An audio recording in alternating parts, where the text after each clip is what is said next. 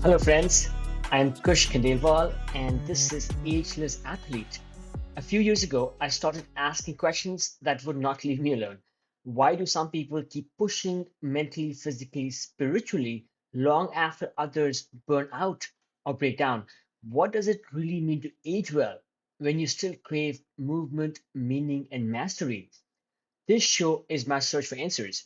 Each week, I talk to elite athletes, everyday adventurers, and pioneering researchers who are stretching the limits of what's possible across age, injury, illness, and self doubt. You will hear hard won lessons, untold stories, and science backed strategies for building a body and mindset that lasts. For those of us joining for the first time, welcome to the show. For the rest, thank you for joining us again. Time is our most valuable asset, and I deeply appreciate you giving me your time today.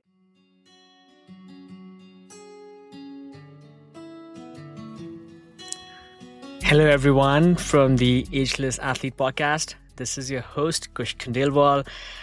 This is Christmas Eve. I am on the road celebrating the holidays from afar as I continue my travels. I'm passing through Texas this week. But as we step into the new year, I wanted to take a moment to revisit one of the most inspiring conversations I've had on the podcast. If you missed it the first time, this is the perfect episode to end this year right. Today, we are revisiting my chat with the incredible Caroline Paul, firefighter, climber, pilot, and New York Times best-selling author whose life story is pretty darn remarkable. Caroline's message is all about facing fear, embracing awe, and finding the courage to step out of your comfort zone. As we welcome this new year upon us, her insights on transforming fear into growth and joy are the perfect inspiration to fuel your own goals and adventures. Whether you are setting new resolutions or simply looking to end this year and begin the next on the perfect note, Caroline's wisdom will push you to reframe challenges, take risks, and find awe in everyday life. So let's dive back into this incredible chat I had with Caroline. Trust me, it is just as relevant and empowering now as it was when we first had this earlier this summer. Let's jump in.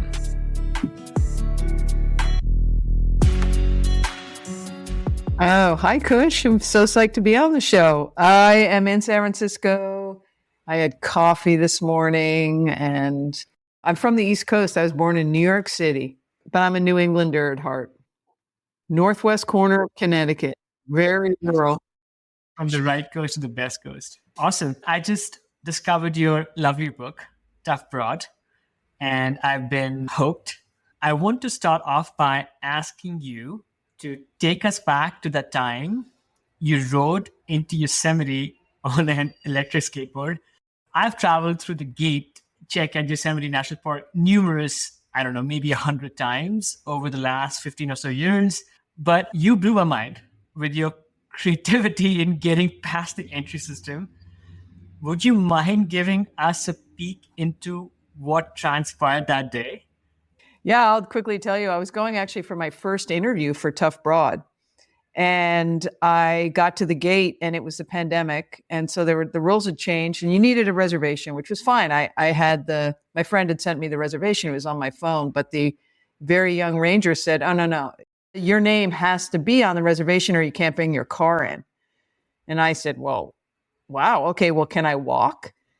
And she's like, no, it's 9 miles to the valley. And I remembered that I had my one wheel in the trunk of my car. And a one wheel, for those of you who don't know, is an electric skateboard.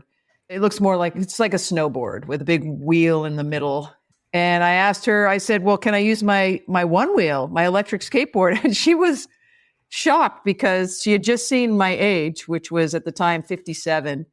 And, I drive a very staid Prius. She had obviously made a lot of assumptions about me. And one of them was not that I had a one wheel in my trunk and that I could ride it. She asked her supervisor, and the supervisor like, yeah, I mean, she can't bring her car in, but yeah, the human can go, which I thought was so funny.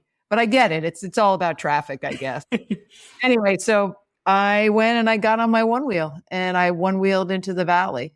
And it was beautiful. It was an amazing experience. I keep my one wheel in my car for these sort of eventualities, which never really come up.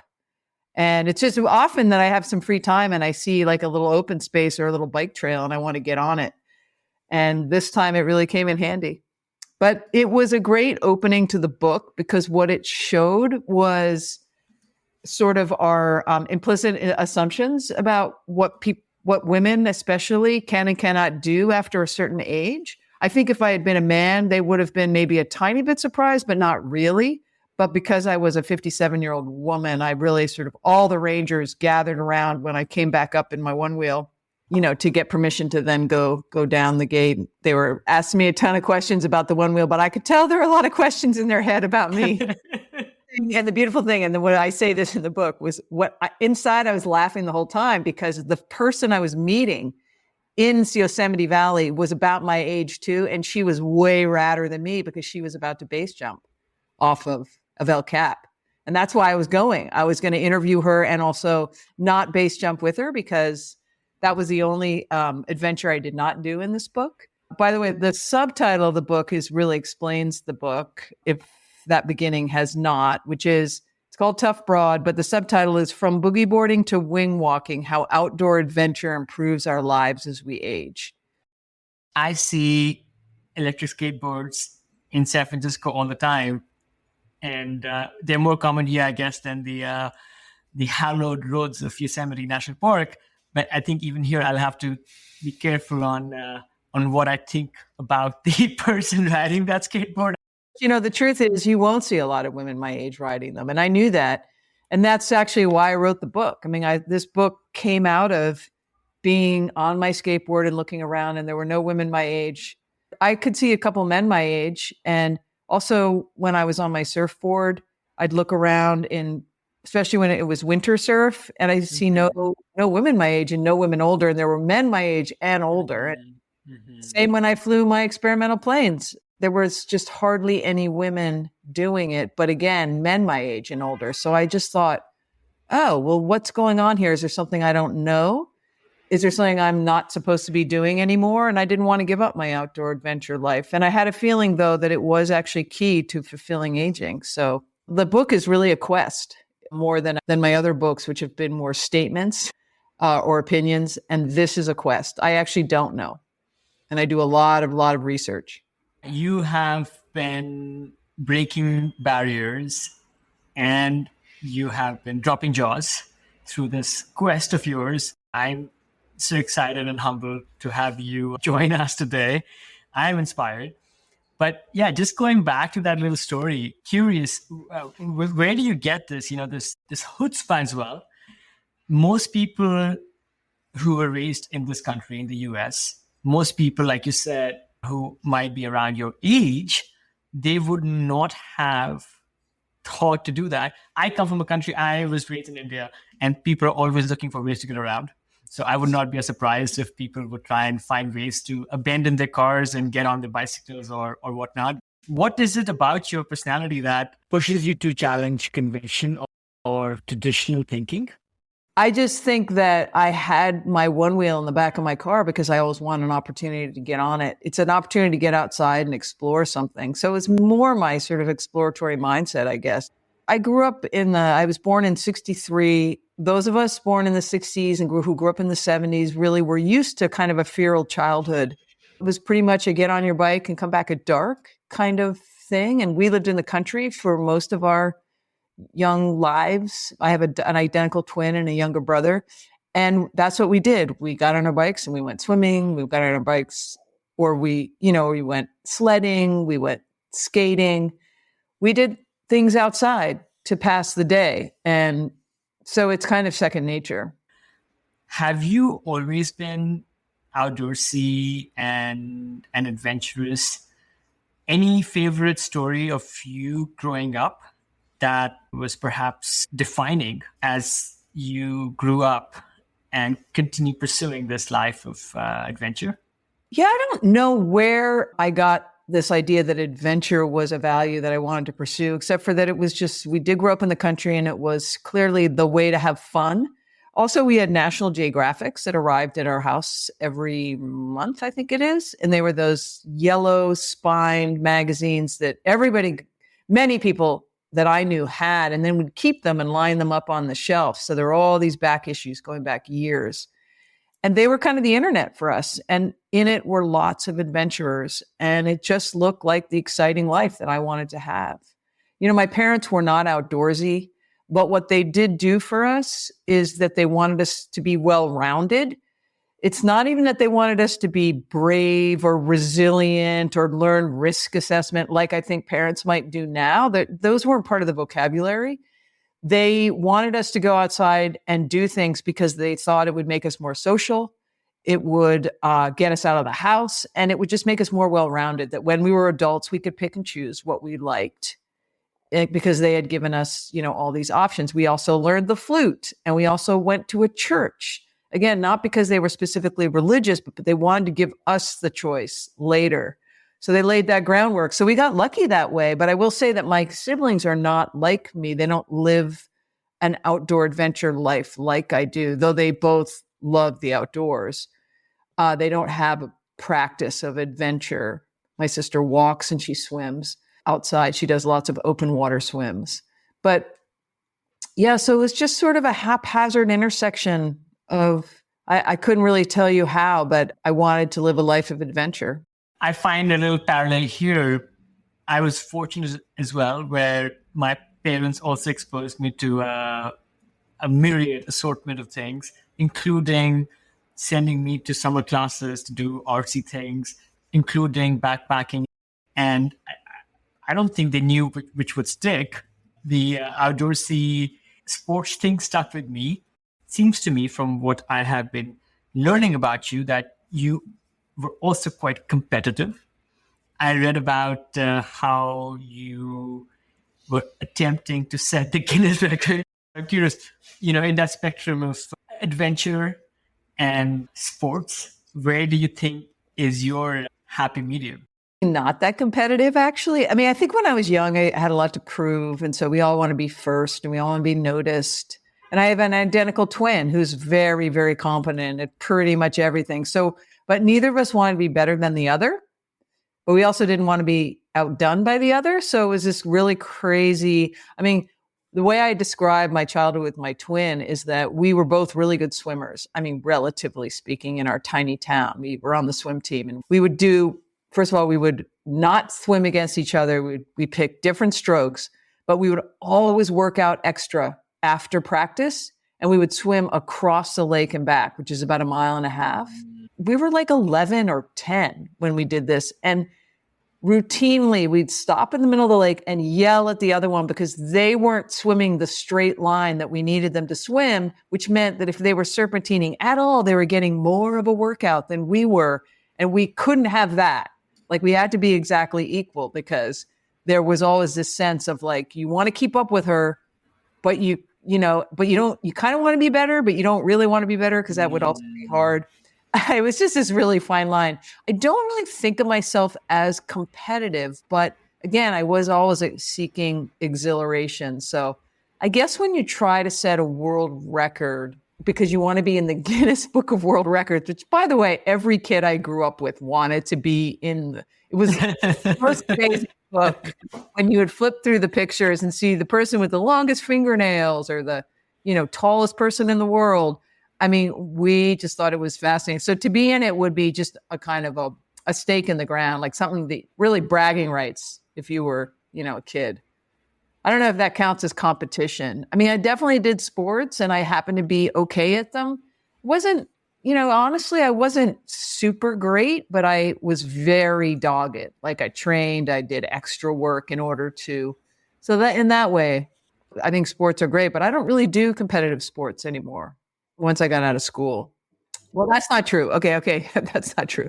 When I was at Stanford, I did try out for the luge team, which is a competitive sport. And I think everyone knows what it is now. But back in 1985, nobody knew what luge was. It was an obscure sledding sport where you lay on your back and you went down a ramp, a chute. And so I did do that after college for a little while. I made the national team. Then I left. Wow. No, it's not wow. I promise. I was not a good luger. I crashed all the time. And that was my nickname, actually, Crash. But I really wanted to make the Olympics. I just thought the Olympics were the coolest thing ever. And I had no skills. So I simply picked a sport where there were hardly anybody doing it. That's actually the key to my success in life is I just find a niche very few people are in. And then, of course, you're always in the top 10 because there's really only 10 of you. You found these niches, but maybe these niches also came to you because maybe there was this natural aptitude you had for excelling in certain ways. Your response made me go down memory lane in two ways. One is I and maybe my generation, we loved the Guinness Book of Records. And then next, I discovered accidentally over the last few days that your twin starred in one of my favorite TV shows from the 90s. Oh, yeah. Nobody I ask here seems to know Baywatch for some reason, but I and my friends, we were huge fans. So, okay, so this is the hilarious part about that is both my twin sister and I were obsessed with the Guinness Book of World Records. So I attempted on my own, well, actually with a friend, but not with my twin sister when I was, I think, 13, 14, 15, something like that. My sister actually broke a record because she was on Baywatch, which was the most watched show in the world at the time. And it made the Guinness Book of World Records. And don't you know that she lauds that over me? I think it's been broken since, but nevertheless, she was in the lauded book. well, she was breaking records. And Caroline, you're winning minds and you're inspiring a generation. Moving on, you took your Stanford degree and your childhood of seeking adventure, and then you became a firefighter in your 20s. What prompted you to do that? From what I can tell, your parents had white collar jobs, and your sister was a TV star, and you took on this slightly off the beaten path profession. I fell into it. I was a journalist by then, and I was I had been working odd jobs and I was volunteering at KPFA here in Berkeley. I was the morning news anchor, and there were all these stories come across my desk about the fire department at the time, which was like 1986, 87, and how racist and sexist they were. And they were under a court order, actually, and they were just admitting their first women. They had a class of 5. There was a new test coming up, and I decided I would go take the test, but only as an undercover reporter. And I would ferret out racism and sexism because you cannot ferret out racism and sexism in like a 3-hour test. It's just not the way racism and sexism works. That's why it's so insidious and powerful. It's woven way more deeply into institutions, but I was young and dumb. And I took this test and I passed the first part, and then I kept passing every single one. And by the end, they said, you're now in. And there was no story because there was no overt racism and sexism that I could talk about. And I made it. And I actually was so stunned. And here's where my own prejudices came up is it was probably my own classist prejudice. I couldn't see myself as a firefighter, as a blue collar worker. And I didn't want my dad who had paid for my education. I just felt, but what I did is I deferred.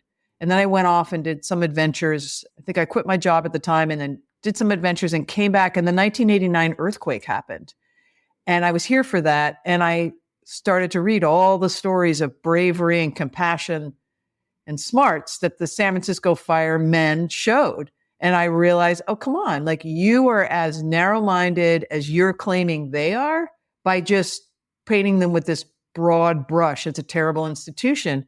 And also by then I'd really kind of fallen in love with what firefighting was, which was basically getting paid for adventure, which is why I wanted to be a journalist in the first place.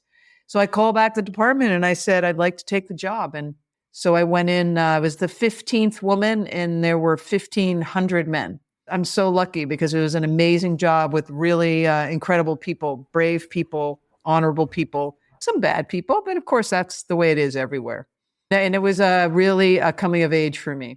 Sounds like quite the incredible coming of age story. What I'm sensing about you a little bit is you don't just, when you think about people doing different things, extraordinary things, you're not content by just hearing about them or reading about them. Maybe your personality calls for you to go and seek and try and experience those things yourself. Talking about your book now, the heroes, or shall I say the sheroes that you write about, it's full of these heartwarming stories, full of these people of all backgrounds. Where did you go to find these Renaissance women? How did you discover them? The book is really about how I can find fulfilling aging as I neared my 60s and onward, and how outdoor adventure would fit into that. And I did a lot of research before I set out to interview these women, mostly because I was going to kind of huck myself into the interviews like the paraglider that I was. But the pandemic happened. And so we were in lockdown. I couldn't interview anybody. So what I did was I did a lot of research on what we need as we age and about aging in general, which was great because I came into each adventure knowing where I would kind of want to put it, how it would, fulfill this aging need that we would have. So for instance, well, here's what happened is like I realized as I was outside and I didn't see anybody my age out there with me. Again, like I said, there were men my age out there. What I realized is that it was the toxic messaging that women get about our own aging that was keeping us from going out there. I don't know what that messaging is for men. This is also a book for men. They can learn a lot about how important it is to stay outside as we age. But again, I was seeing men out there. So I knew that the messaging was different. And then specifically that we're frail, that we can only really hope for a future of guarding our frail bones and our cognitive decline. And we're boring. And when I was doing my research, I was interested in this mindset because I thought it was the biggest reason I didn't see women out there. And what I found, Kush, was this amazing science that said the way we look at our own aging predicts how well we age. So what that means is if you have a negative view, if you think aging is a time of diminution and frailty and cognitive decline, you actually have a much higher chance of being frail and on a cognitive decline earlier. So they've done studies. You have a better chance of a cardiac event earlier, cognitive decline earlier, and the opposite is true. So if you have a really robust sense of your aging, if you think it's going to be a time of exploration and exhilaration, you're happier, you're healthier, and you live 7 years longer. So that seemed huge to me.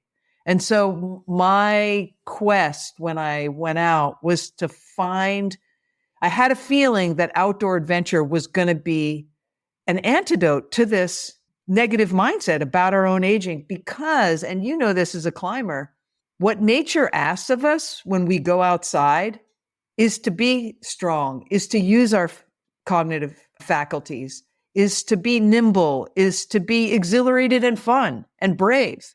All of that flies in the face of what we're told about our aging. So I knew stepping outside for women was going to be really transformative.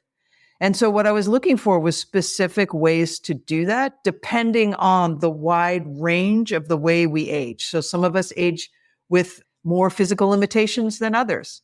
So I knew that I couldn't just do, for instance, I went scuba diving with an 80-year-old, but that's a lot of equipment to handle and to throw on your back. And Louise Holy is a incredibly robust. She has injuries, but she's incredibly robust at 80. So I also went bird watching because I knew that it was important to get outside, but I went and interviewed Virginia Rose, who was in a wheelchair since she was 14. And so as she told me, we're all temporarily able-bodied, Caroline. Soon enough, everyone will be where I am now. And so I knew that if Virginia can go out in a wheelchair and bird watch, then most of us can do at least that.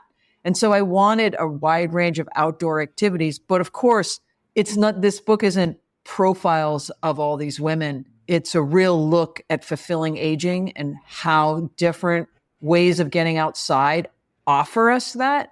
But the women I interview are amazing. No doubt about it. No doubt. These women that you interview are badass. And yes, this book is about the broader theme of defying some of these mindsets that are not helping us progress. But again, the fact that you shone light on these stories and these people, and not only that, you went and embraced that adventure with them yourself, I think brings me as a reader closer to your experience. And I also agree that this is absolutely not a book just for women. This is a book for everybody. I almost wish that there was a book like this for men as well. And maybe there is, but I think that you are opening the door here. One fun question to ask here is, as you went about discovering these profiles of people doing these different adventure sports, what sport helped redefine the definition of an adventure for you as well, where you were like, goodness, I had no idea something as kooky and as fun as this existed. HTTPS shared descript conview 6 cores 7 XFQ2X. You know, I went boogie boarding with a bunch of boogie boarders down in San Diego. They call themselves the Wave Chasers, and they're made up of women between 60 and really the oldest was 97. And they're mostly in their 70s and 80s. And I went down there because I thought that it was a simple sport that we could all learn at a later age, and also that it was pretty forgiving. But I have to say that I'm a surfer, not a great one, but I have been surfing, and I kind of was like, boogie boarding? Like, is that really an adventure? It didn't seem adventurous to me, basically. I mean, honestly, I got schooled throughout this book. Same with when I went bird watching. Part of me was like, it's not really an adventure, but I really wanted everybody to get outside. So, but what I found was, well, let's take bird watching actually, and then we'll go back to boogie boarding, is that with bird watching, you know, we're on a quest. You're anticipating the bird, you hear it, but you can't see it. There's the exhilaration when you see the bird. There's all the uncertainties of the terrain and the weather. And there was this physical vitality because we actually, Virginia wheeled, I walked 6 miles. It was a bird-a-thon that day. We went to 7 different parks or so. We logged 52 different species. I'd never been bird watching before. And I realized, oh, this is an adventure. As long as you're feeling exhilaration, exploration, pushing a little bit of some boundaries, learning something new, and you're outside, it's an adventure. So I really had to redefine what an adventure was. And I had to believe, and I believed it. Like I was kind of just paying lip service. And the same happened when I went boogie boarding. I went in the water and realized, oh, this is incredibly transformative to be in the cold Pacific Ocean, to be with all these other people who are having fun on the same wave. And that's what the women told me. They said that when they became boogie boarders, especially if they didn't have an outdoor life before that, they upended their own expectations of what they could do. And it changed them. And it changed their outlook on their aging process and what was possible. It was really, really powerful. And I think the outdoors in particular does that because of, again, the uncertainty that the outdoors is. Makes you feel way more robust because you're making decisions all the time. And also the physical vitality of the cold Pacific Ocean. You know, the day I went, it was actually windy and actually cold outside too. There's stingrays in the water, and you cannot possibly feel frail or boring when you're a boogie boarder. I had to really change my whole idea of what boogie boarding was about. And then, by the way, it's the actual simplicity of boogie boarding that makes it so beautiful. It's so simple that it cuts away all the sort of difficult learning process, which can be great. And it lays bare like this elemental fun and this aspect of play that we really forget about as adults, especially as women. There was just this kind of abandon in the water that was so unusual and so refreshing. And I think really that freedom was incredibly invigorating for these women on a life level.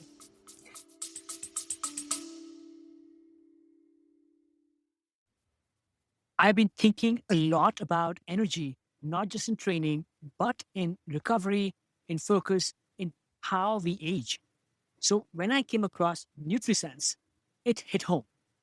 It's a program that pairs a 24/7 glucose biosensor with a dedicated dietitian to help you understand how your body responds to food, stress, sleep, and movement, and then act on the data. I chose it because I wanted something real, not another hack or one size fits all plan, just honest insight into what's actually going on inside me and how to build habits that last. NutriSense has helped over 150,000 people take that step. And if you want to try it, you can get 33% off your first month with code Ageless15 at nutrisense.io. Again, that's nutrisense.io, code Ageless15. You can also find this information on the show notes for this episode.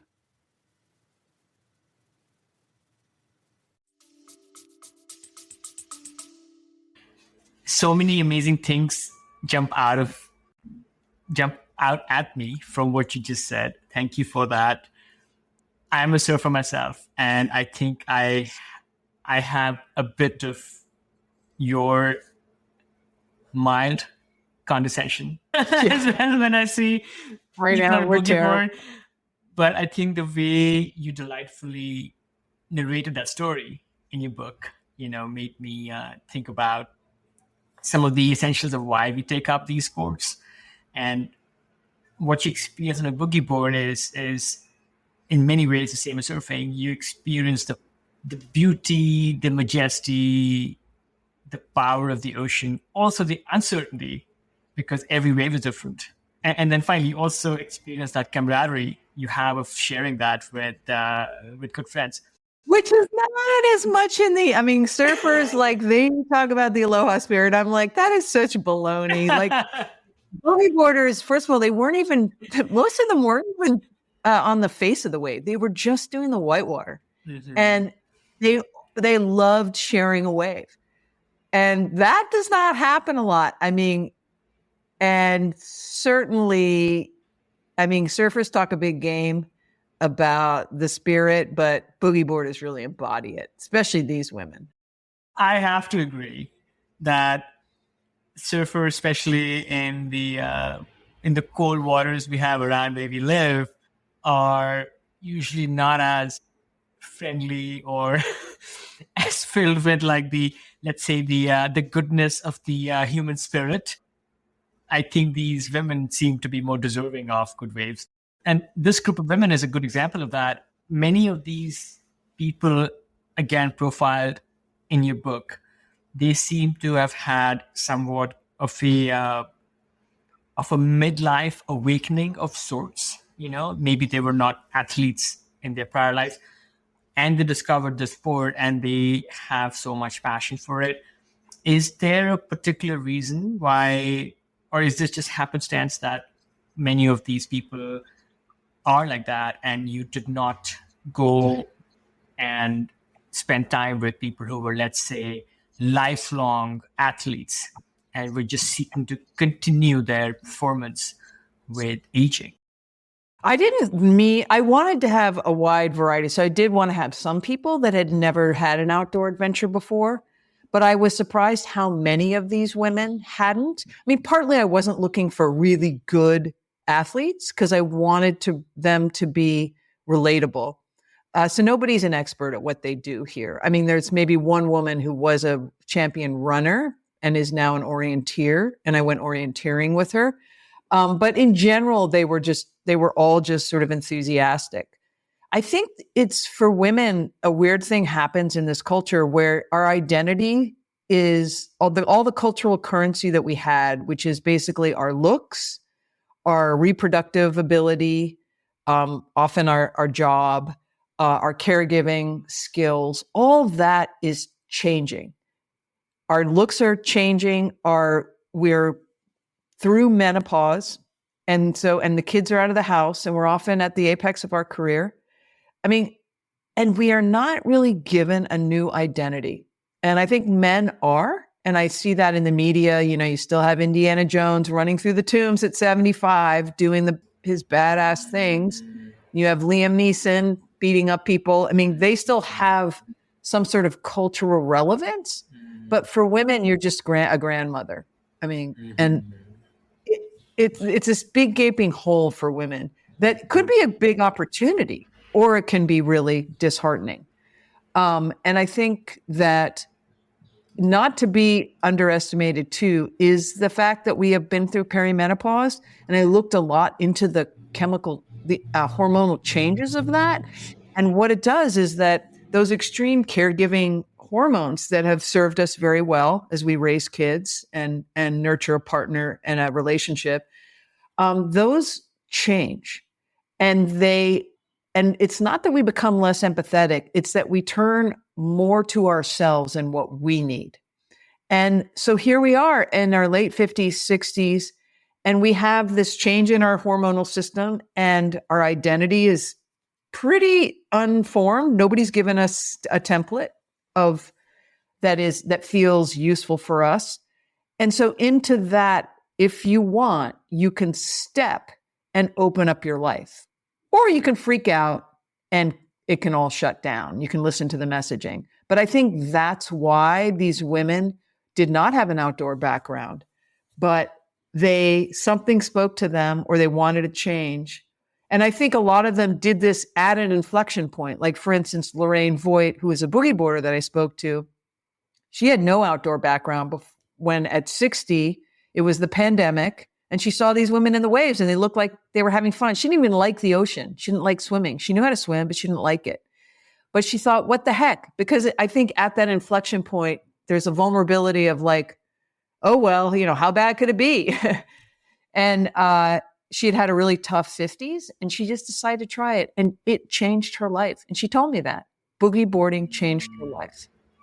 That needs to be the title of an entirely new book by itself. Boogie boarding can change lives.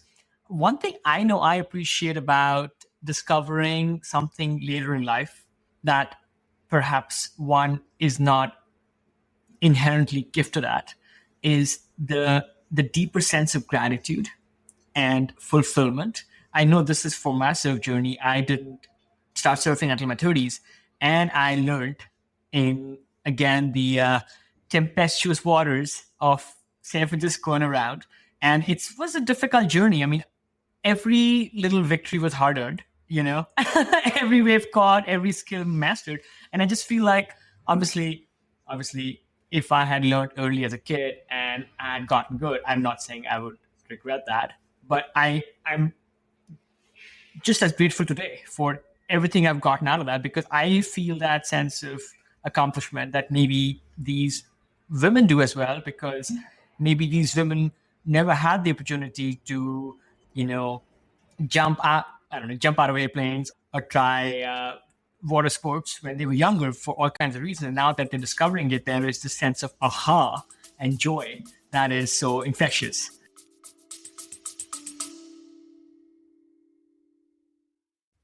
Friends, it means a lot that you're here. I pour a ton of heart into the show.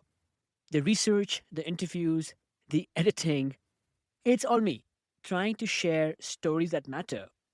If Ageless Athlete has ever made you feel seen, inspired you, or just kept you company on a long drive, or better, over a run or a bike ride, I would be so grateful if you considered supporting it. Even a small amount helps keep it going, helps keep bringing the show to you for free. You can chip in at buymeacoffee.com/agelessathlete. Again, buymeacoffee.com/agelessathlete. You can find the link on the show notes as well. Thank you for listening and for being part of this. Well, it's also unencumbered by all those sort of the angst of youth. I think it's hilarious that you think 30s was old because when I was in my 30s and learning new things, I still like had that thing. I had to be really good. Who's looking at me? Oh, how am I doing? But as I got older, I enjoyed things way more. Like all my adventures, I enjoyed way more because I was older and was not encumbered by those things. And in fact, when I talked to Vijaya Srivastava, who is also, she's from India, she had no background in outdoors because it was not expected of girls at that time. She said she had played badminton like a couple times, and that was it. She came to California and she still didn't have any outdoor activity, but her doctor said, "Hey, you need to do some exercise. So I think you should learn to swim." She had a pool in her condominium complex and the doctor knew this. And Vijaya told me, I'm afraid of drowning, which of course she's afraid of drowning, but she was 68 and afraid of drowning. Like most people would be like, yeah, I don't think I'm going to swim. Give me something else. Yeah. But had a real sense of fun, and she saw how much fun the kids were having. She told me, I asked her, so did age make it harder to learn? And she said, no, she thought advanced age made it almost easier because, first of all, she didn't care if she looked in her bathing suit. And secondly, there was a sense of like this gratitude because this chance wasn't going to come by again. She called it the Cinderella moment, I think. The clock is going to strike midnight and then that's it. You're 68. It's not like you're going to at 79 say, well, maybe I'll take swimming lessons again. I'll try again. I mean, she had this sense of urgency that made the whole process really rewarding. And the really cool thing, and I saw this over and over, is that once she had upended her expectation of herself, like, oh, wow, I can swim. All these other things started open. She decided to try all these other things. She began to walk. People noticed that she looked more confident, looked stronger. She felt better. And she started doing all these other things. There was a real magic to starting something late. And not only is the journey so joyous, but it really, when you upend your sense of yourself, suddenly all this other stuff is possible. I will agree with that for most things, but not for surfing. I really do wish I'd started at 6. Me too. Because I'm such a bad surfer. I too learned. You want to know where I learned? I learned at San Gregorio, which has to be, yes. there is no channel. There's freaking no wave. I mean, I don't know. I guess some people, but I never caught a wave probably for years. But you know what I did learn? I know how to paddle. So you can put me anywhere. And people think I'll come in and people look at me with pity, like, oh my God, I can't believe you were out there for so long. Because basically what they see is just me getting crunched by all these waves. But then I just paddle back out. Yeah, no, I would agree that most of my Bay Area surfs are usually Sufferfests with the occasional ride thrown in to just keep me, just teasing me enough to keep me coming back for more. I know. Caroline, again, love the theme of your book and the amazing people that you profile. Remarkable stories there. I am wondering, on a broader theme, whether you teased out some information on what are some of these women doing, that is helping them succeed. This great story of that person, Vijaya, who learned how to swim in her upper 60s. What are some of these people doing that has allowed them to succeed in their chosen venture, where some other people are not succeeding? Whether, like, what one thing you said right away was like some people, they might give up even before they start. They're like, oh, you know what? I'm a grandparent now. Why should I care about learning how to swim? But so that could be one reason right there. But are there some other things that people need to be doing better or differently, where they can actually connect the dots between desire to go and learn a new outdoor sport and actually going out and accomplishing that? Well, first you have to realize that I'm not just saying you need to go outside because it's fun. It is fun, but really it's really, really good for you. Just on a biological level, going outside reduces your anxiety, reduces your depression, which is very common as we age. The medicinal aspects of being in green space are well documented, from the tree chemicals that are emitted that lower our, that up our immune systems and lower cortisol, to birdsong that lowers cortisol and rests the brain, to even the soft lines of nature, like a horizon line, in stark contrast with the hard urban lines, is much better for our brain. And the fractal nature of outdoors is also really restful for our brain. And they say it's because it mirrors the retinal structure. So when we are actually processing information outside, it's more restful. So our brain is often doing so much busy work, so much like, is this dangerous? Fight or flight type stuff when we're in a really loud urban environment, that it's bad for you. And they've shown that if you go outside and take a walk, you test significantly better on cognitive and memory tests afterwards. So clearly, going outside is really good for you. Just being in nature is good for you. So that's what I want to emphasize, that. And then how do you pick something in order to, and of course we need to move.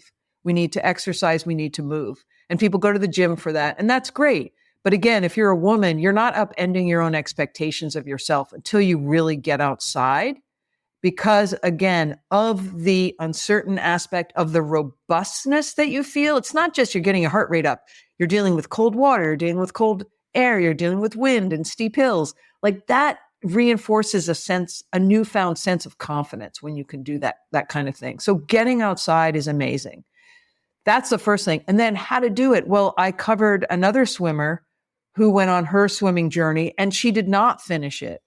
But it's not like it was a loss. That journey, she didn't end up swimming, but she also had a pretty full life and she had already found other outdoor things. And what I write about is how that journey in and of itself, as short as it might have been, still taught her things about herself that were important. Now, what Vijaya did right is that she enlisted a friend. And I think when you enlist a friend, you have accountability. But the other thing is that what Virginia Rose, the bird watcher, told me is, you don't expect you to find your best self within your comfort zone. So you have to know that you push your comfort zone a little, but it's the cool thing about going outside is that it's actually pretty seamless. It's not like you're like, okay, now I got to have a really hard day outside. No, you're going outside with a boogie board, or you're going outside on a paddle board and you're going to see beautiful things. So it's not like this arduous thing. You're going to get the medicine in a really great way. But I would say, and also here's the other thing, Kush, that I feel very strongly about. As women, we are not really taught to be brave. We're not really taught to push our comfort zones in the same way that men are, or that, let's say, when we were girls. Boys are taught to push their comfort zone at a very early age. And not only that, is they're taught to lead with bravery. So they have an exploratory nature. But when I was growing up, we were always taught to be afraid. And the reason our parents wanted us to be afraid is they thought that would protect us. And I understand that. If you're afraid, you won't talk to that stranger. You won't walk down that dark alley. But when you're afraid instead of brave, you lose a lot of your agency. And so bravery could teach all those things, but better, because then you learn risk assessment. You learn to push your comfort zone. You learn confidence in your own decisions. Because once you learn fear instead of bravery, you're always looking for other people to make decisions for you. And that is definitely not a safe situation. And so women start with a little bit of a deficit, especially women from my generation. Maybe it's changing with parents, but women of my generation were taught to be afraid. So when we go at this later stage in our life and we want to try something new, we want to get outside, there's a big fear factor. And people say, well, I don't want to, what about the fear? And I say, what about the fear? Okay, life is scary. There's always a little fear. You don't have to huck yourself out of a plane. I'm not asking you, but I am saying, ask a friend to go on a walk, or maybe try paddleboarding, or there's a lake. Go swim in that lake, even though there's seaweed at the bottom that you don't like. Push your comfort zone a little and you'd be shocked at what happens in terms of confidence and your own expectations of what you can do.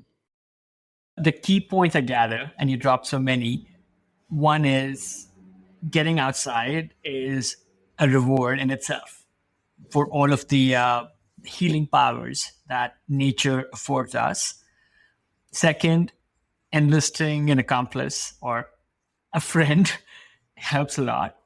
And then, and this is something I found for me and for many like me, is that the journey or the process of learning can be just as rewarding and as important as mastering that sport or activity. And I think maybe you will agree with this, is that taking surfing, for example, that process of learning to surf in this enchanting environment that is the Pacific Ocean is a gift.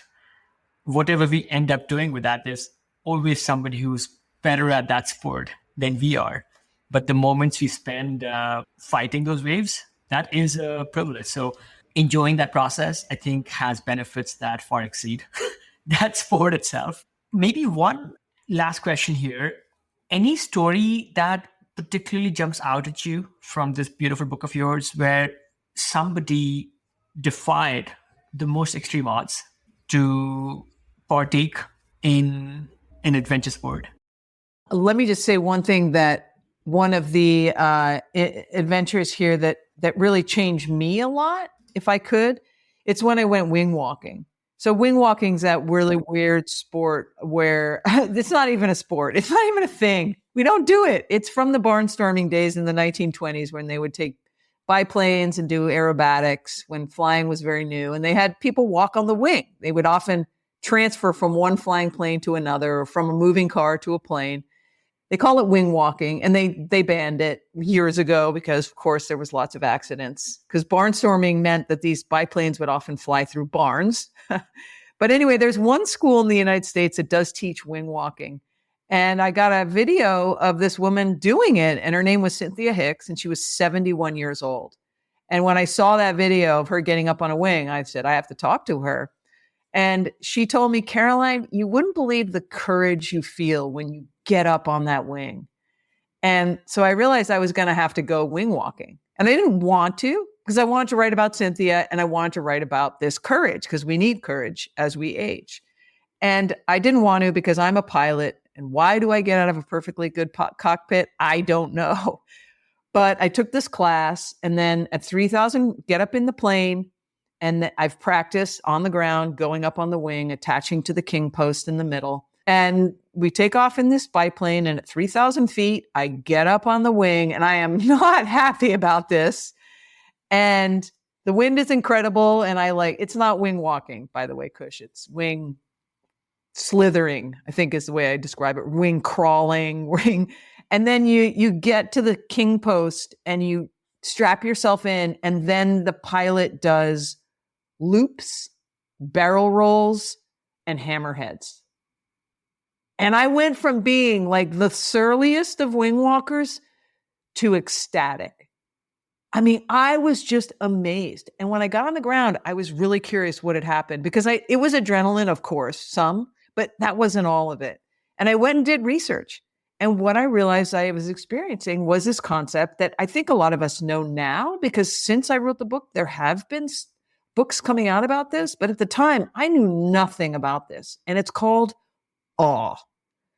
I was awestruck. I was wondered, whatever the word is. I was in awe. And awe, turns out, is really good for you. And it's a situation that we really, we sort of, we think of it as a religious word. People are often awed in religious experiences. But in fact, nature is an awe trigger.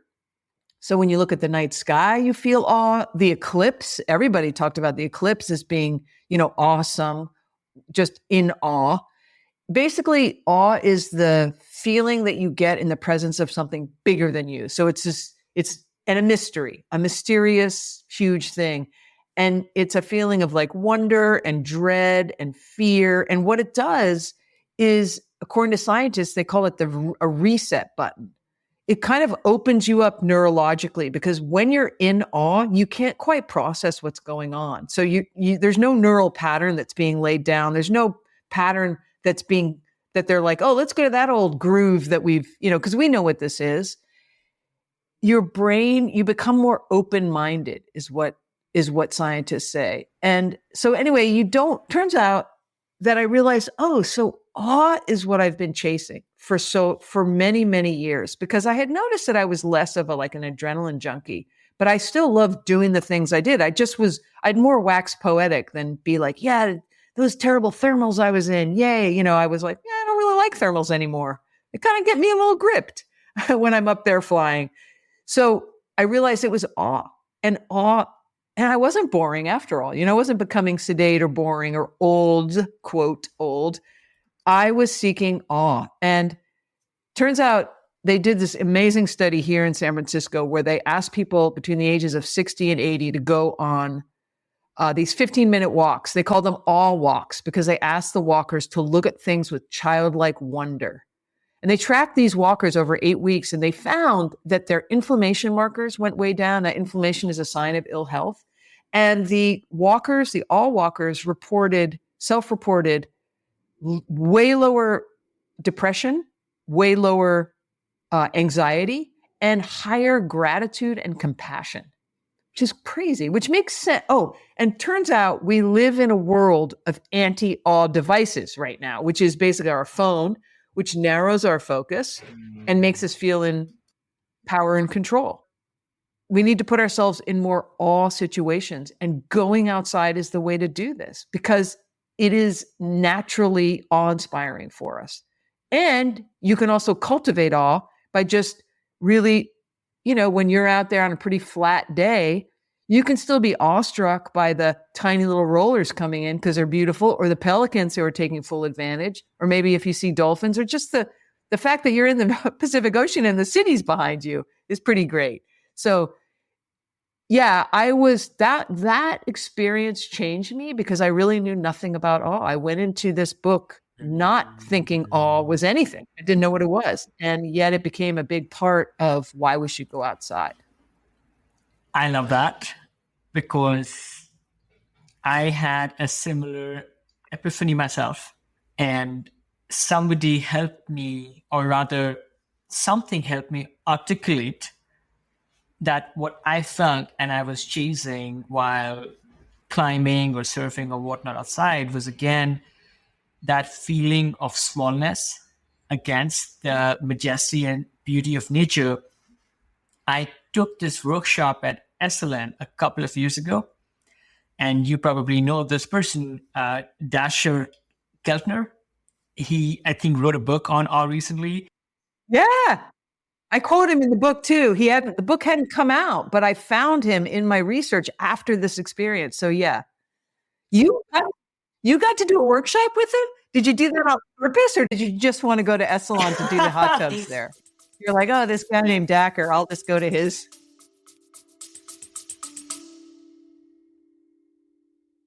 Hello, friends. Just a quick break.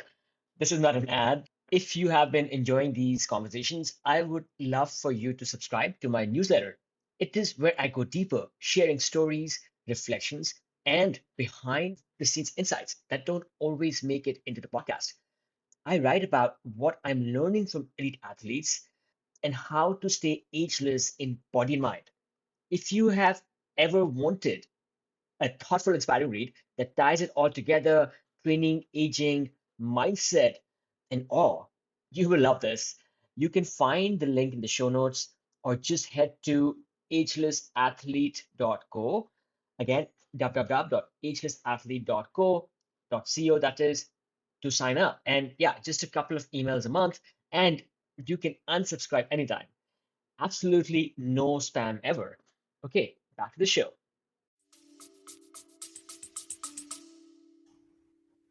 I would say it was a combination. I did want to go to Esalen and do a workshop there because all the workshops are so highly weighted. And I think this one just kind of stood out because I read the description and I was awed, for lack of a better term, that that somebody would help us understand the significance of awe, because I sort of felt that what I was seeking and connecting with while I was out in nature was this articulation. Everybody go read Caroline's book, and then number two, read Dasher Keltner's book, because I think it helps us understand, again, another powerful way to articulate what Mother Nature and the outdoors offers us. We are at an hour and time is running by so quickly. I feel I could keep you the whole day if I could. Coming back to you a Great. little bit, one thing I wanted to understand is the focus on being outside, of looking for adventure, looking for or doing activities which sometimes, not all the time, involve some risk taking. Now, if our goal is healthy aging and appreciation of life and things such as that, would it not be easier to, let's say, chase a more conventional fitness program, go and do Zumba at the park and play tennis and lift weights, and get your outdoor fix by going for a walk? Would that not be a little safer and not yield the same benefits? I want you to challenge my question, because I chase sometimes risk taking things myself. So yeah, two-part question. One is, what are the sports you're doing today? And then second is, why should we be choosing sometimes outdoor sports which have some risk over more conventional fitness activities? People talk about risk a lot. I think risk is relative. Like if you want to talk about Tashawn Brokeman, who's the base jumper, she does a lot of other things too. She heli skis, she sea kayaks. I mean, she does a wide range. She runs. She does a wide range of things. So she understands like the wide range out there of risk. And I would say, yes, of course, base jumping has a higher risk, but it's still relative. I mean, she's still going to prepare so that she minimizes risk as much as possible and optimizes the beneficial parts. Nobody wants to get hurt or die, but we are seeking those rewards. And sometimes that reward is to push ourselves just a little bit in order for us to, again, upend our expectation of what we can do, which is so powerful and opens up the rest of our life. Now, that doesn't mean you need to go base jumping. It might mean you simply go bird watching. When I interviewed Virginia Rose, I met a guy named Eric who was a lot younger than us. He was 35, but he'd had a very debilitating form of MS for a long time. And he was pretty much housebound until he read a book and it featured bird watching in it. He started to become curious about birds, but he started in his kitchen. He was in a wheelchair. He just looked out his window, but birds brought him outside. Slowly, he put out feeders. Then he went to his back porch, then his backyard. And his love of birds kept pushing those boundaries. I mean, I don't think risk, he wasn't trying to, his boundary pushing wasn't as much. I mean, of course it felt risky. He can't even hold binoculars. So for him, it was risky, but the reward was so huge because he was getting closer to birds. And when I went on that 6-mile birdathon with Virginia Rose, he also was on that. And so that's how he came out to his adventure over a period of years and hard won. And so it's all in the eye of the beholder. None of us can tell you what your adventure is going to be or what pushing your comfort zone is. And I want to say again, like, risk is a part of life. When we take pharmaceuticals that a doctor gives us because they say they're going to make us feel better, have you seen how long that list of side effects is? Vomiting, diarrhea, don't drive that big car. I mean, and none of us, we still take that pharmaceutical. And I guess because we've made the calculation that it's worth it somehow, or we're ignoring it. I don't know. And I feel like you calculate the risk because you know that the reward, which is the beauty of nature, the possible awe, the physical vitality, the exhilaration. I mean, the list goes on, the community, the purpose, the the novelty, like all these things that are so good for you. You're not being dumb about it. You're not just going to go base jumping. You're going to pick something that risk is part of it, but it's just part of the experience because it's part of life. And I'm telling you that this is hard one for me because I think a lot of the reason I did adventures when I was young was for that feeling of that sort of tightrope that you walked where you almost killed yourself. And I'm not proud of that. I'm not proud of that. I thought it was character building. I thought it was exhilarating. But now what I look for is I can feel adventurous just taking my paddleboard just a couple blocks down here to the bay and putting it in the water and watching the pelicans. And yeah, maybe I'll go paddle to the Bay Bridge, and that's cool, but it's definitely not risky. Oh, the other thing, Kush, is I really want people to, a lot of people don't really assess risk correctly. I mean, they really go to, we could die like right away. And I play this game with my friend, and it's in the end of the book. We call it what's the worst that could happen game, because my friend tends to be a little bit more anxious than I am when we go outside, but she's my adventure partner most of the time. So we went stand up paddling on a moonless night in order to find bioluminescence in Tomales Bay. And a lot of that seems scary, but if you really break it down, none of it is dangerous. None of it's going to kill you. You might, let's say the tides we had already calculated the tides, but let's just say they pushed us, somewhere terrible. We couldn't find our way back. Okay, well, so you're uncomfortable. You sit on your board for 8 hours. You're not going to die. You're not going to get hypothermia because you have a wetsuit. You're not going to starve to death. I mean, when people break down what the risk actually is, you'd be surprised how benign what you're doing is. The calculation of risk is often irrational for many of these things. The Tomales Bay bioluminescence example is a good one. Even the wing walking, Kush, if you really broke it down, it sure seems, I mean, of course, if in this weird way you jettisoned yourself, you gave in to the impulse to like step off the wing, which I think probably in some part of our brain there is, just like when you go to the edge of a cliff. But really, I mean, how we even had a rope tied to the plane. So if we did fall, which by the way, no one's ever fallen, we weren't going to fall to the ground. So yeah, you really have to take some time to look at it. It's often not what you think. What is spurring you these days? What activities are firing in your belly? Well, I learned to fly a gyrocopter for the book because I was interested in how novelty is important as we age because it tends to drop off. I mean, very few people learn something new in their later life.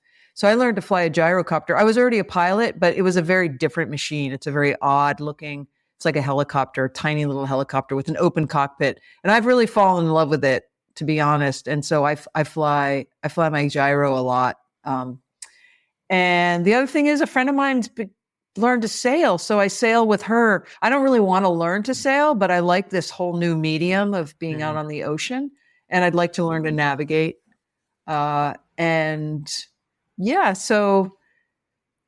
I'm, I have my one wheel and my electric bike and my paddleboard. And you have this drive to go and learn new things, which is this unifying theme that I hear from, let's say, accomplished overachievers that I speak with. This world-class climber that I just interviewed, and he may be on the show before you, Hans Loreen, multiple speed records on El Capitan. And he actually helped launch this challenge. And I think it's a website. And the moniker, I think it's either TNT, try new things, or Dynamite, DHT, which is do hard things. And it posts different challenges for people to go and do things. Some things could be easy for one person, but could be very new and difficult for somebody else. But I think the goal is to try something which is new.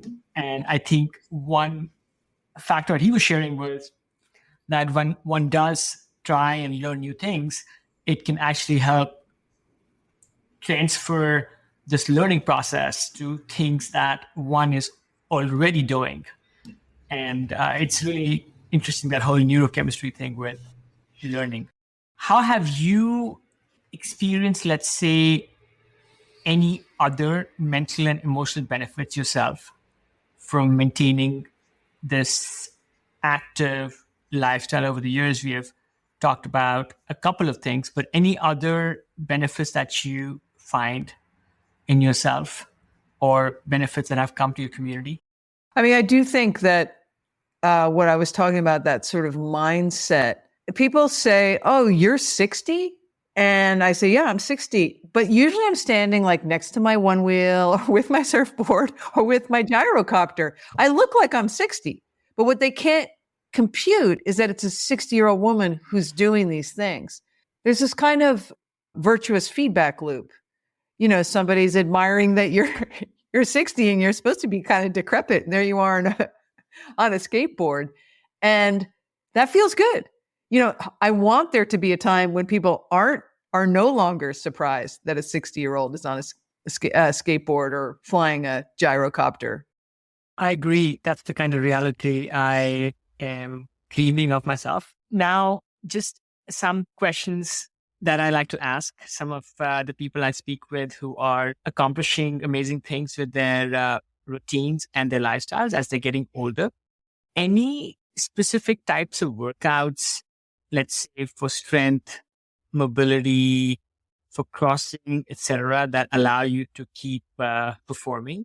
You know, I've always lifted weights because I was a rower in college and then I was a firefighter, and I've just continued to lift weights. And I lift heavy weights. I mean, you know, obviously there's a lot of women stronger than me, but I'm not lifting these baby weights. So I think just being strong in general has always helped me. And I work out. I work out basically 6 days a week. I take a one day off because you're supposed to. Um, and that really helps, not only on a strength level, but on a kinetic level, just being able to be more in touch with my body when I move through the world. It's important, especially as we age. Great. And what kind of nutrition do you provide yourself to be able to work out hard and to perform hard? And nutrition, not just in terms of your meals, but any supplementation that helps you as well. So I'm vegan, and I've been vegan for probably 15 years now. And I was vegan when I was young, but it was a lot harder then. And now, I mean, I think there's just no doubt that being vegan has really upped my energy and health. And I do take a Vega protein powder once a day just to make sure. And I take kind of the average amount of, I don't take a lot of supplements. And I don't really worry a lot about what I eat. I happen to have a very muscular frame, probably from just lifting weights for so long. And the being vegan has really meant that I worry less about things like cancer, and being dairy free, I think, is really important for our health. I'm vegan actually for the animals and for the planet, but it's just the side benefit is that I feel, pretty unstoppable. Caroline, there are many things I like about you, but this thing I absolutely love, that you're vegan. I am almost entirely plant-based myself. One day I will hopefully go vegan. And one thing that I keep hearing from people is the importance of maintaining muscle, which you are doing, but also being able to provide enough protein to one's diet. And people sometimes challenge vegan diets because they don't get enough protein. So is this something that you would like to either debunk, or you would like to provide information on how you're able to provide all the nutrients, including protein, as part of your daily nourishment? All I can do is quote the strongest man in the world when he was quoted on that documentary about vegan athletes, where people said, "How can you be strong as an ox and not eat meat?" And he said, "What do you think an ox eats?" All I can tell you is that I have a I feel really healthy. And I think we've come from a mostly plant-based ancestry because it was always hard to get meat. And and I definitely think dairy is really bad for you. I mean, there's no question that there's one function for dairy cow's milk, and that's to make a calf grow to be 1,000 pounds in about 3 days. So if you want to ingest that, and also not to mention the antibiotics, but also the terrible health conditions which seep into that milk with the pus and the so it's I don't really try to defend my lifestyle because if you don't, all I can tell you is that if you want to arm wrestle me, I will do that with you. If you want to swim, oh, how about this? Try to swim against my twin sister because she does 11-mile races and she's been vegan for almost 25 years. So if you want to talk protein, can't give you the numbers, but let's get in the water and let's see who has the most endurance and stamina and strength. Great answer. Just some final fun questions before we wrap it up. On the topic of food, what is one meal that you could eat every day? Okay. All right. Well, there's a meal that I am eating every day. It's a takeout meal. I'm sorry. And I don't usually like to promote any corporation, but there's a salad place in the Mission and I get a particular salad with tahini dressing. It's basically got like falafel and edamame and beets, and it's a wide variety. And then it has this lemon tahini dressing. And I swear to God, I've eaten it every single night. And my friends can attest to this. I hooked a lot of people on it. Sounds delicious. Yes. Caroline, in recent memory, what has been the best $100 that you spent? The best $100 that I've spent. I mean, I flew my hold it. Let me think. Oh, okay. I just upgraded my one wheel. That was more than $100, I will tell you, but putting $100 into something that I really love felt good, to spend some money on it. It's frivolous, but I felt like I wanted to upgrade a little bit. So you'll see me on my new one wheel soon. Beautiful. And last question. In the last 5 years, say, what has been perhaps one routine, habit, or behavior which has most impacted your life? In the past 5 years? I will say that in the past 10 years, since I've had my dog, I go out twice a day and walk my dog. It used to be a lot longer. And it's such a great practice because I bring my phone, but I really try never to look at it because I feel like my dog realizes when I'm looking at my phone and it's not really fair to her because otherwise this is time we can spend together. And it's really made me appreciate walking more, which always seemed a little boring to me. I know. And but it's not. And walking with a dog is so great. And I let her stop and sniff. And I'm not actually sniffing, I promise, but I'm also stopping when she is and looking around.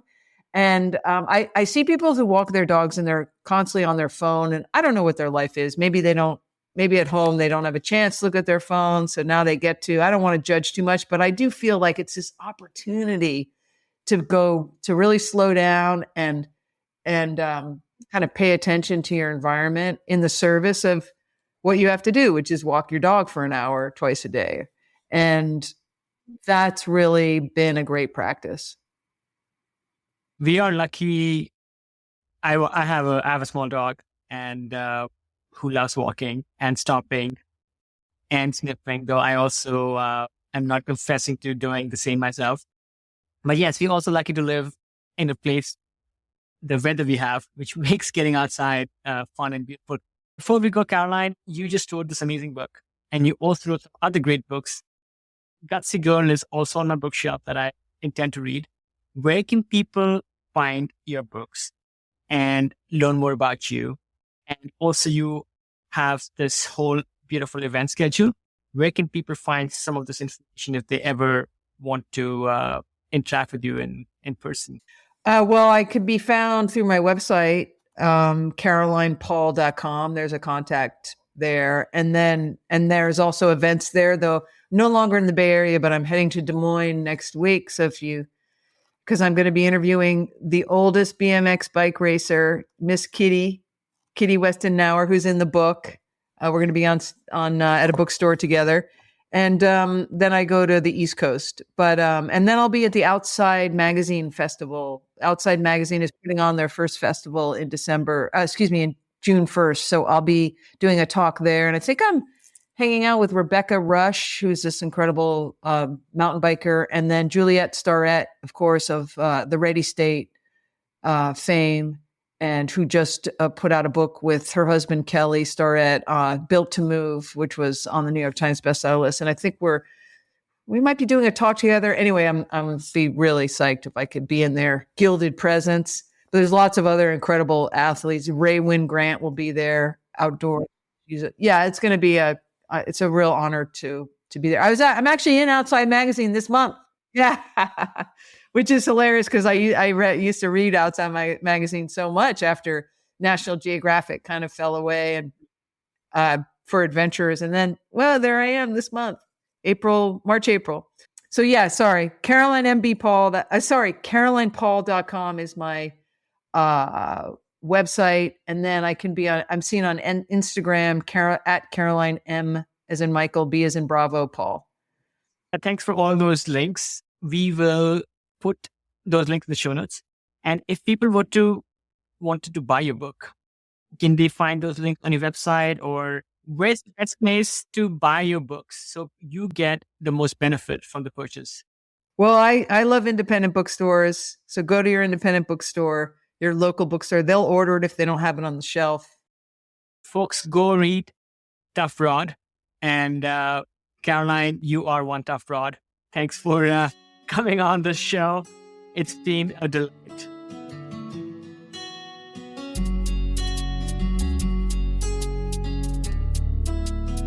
We hope you were as inspired by Caroline Paul as we were.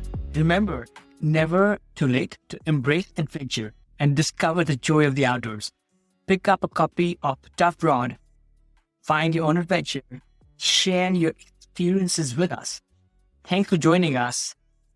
This is Kush from the Ageless Athlete Podcast. Get outside, find your adventure, stay ageless, and come back and see you next time.